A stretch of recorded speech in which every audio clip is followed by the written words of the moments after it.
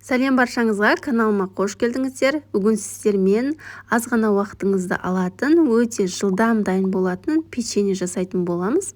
Міндетті түрде жасап көріңіздер, өте дәмді әрі жұмсақ болып шығады. Видеоны соңына дейін қараңыздар. Ең бірінші таза ыдысымызға 2 дана жұмыртқамызды салып аламыз.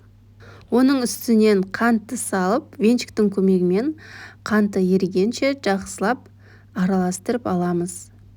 Бізде біркелкі масса пайда болған соң үстінен ертілген сары майымызды құйып, тағы да араластырамыз.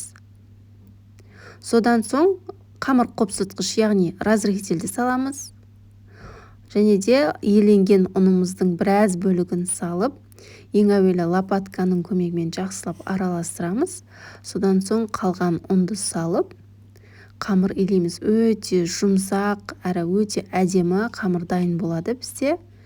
Біз қамырды біраз уақытқа қалдырмай, бірден печеньені жасауға кірісетін боламыз. Міне біздің қамырымыз дайын болды. Мен бұған әсемдік әрі ерекше дәм беру үшін мейізді ұсақтап қостым. Егер мейіз қолданғыларыңыз келмесе, жай өзін пісірсеңіздер де болады, немесе шоколад қолдансаңыздар да болады. Өте ерекше дәм береді. Сол себепті мен мейіз қолдандым. Қалауларыңыз бойынша шоколадты қолдансаңыздар болады. Толық құрамын мен описанияға қалдырып кеттім, бірақ мейізді өздеріңіз қалауларыңыз бойынша азайтып, көбейтіп қоссаңыздар да болады. Оның өлшемін жазған жоқпын. Енді дайын болған қамырымызды кішкене бөлшектерге бөліп, дөңгелек етіп қойып шығатын боламыз. Қатты баспаймыз. Осылай дөңгелек күйінде қойсаңыздар, кәдімгі биік әрі жұмсақ болып шығатын печенье болады. Сонда жұмсақ печенье болып шығады. Егер сіздер жұқа етіп қойсаңыздар, қатты қытырлақ болып қалуы мүмкін. Міне барлығын осылай біркелкі етіп қойып шықтым. Пештеріңізді осы сәтте алдын ала қыздырып қойыңыздар. Қызып тұрған пеште 180-200 градуста 15-20 минутта пісіріп аласыздар, қызарғанға дейін.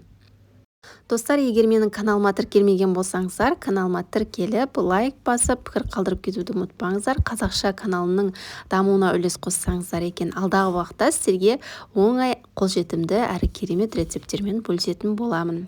Міне 15-20 минут көлемінде менің печеньеларым пісіп шықты. Өте оңай жасалады, көргендеріңіздей.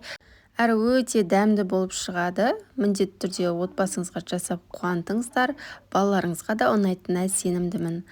Видео ұнаса лайк басып, каналға тіркеліп кетуді ұмытпаңыздар. Назарларыңызға үлкен рахмет. Сіздермен болған ләззат.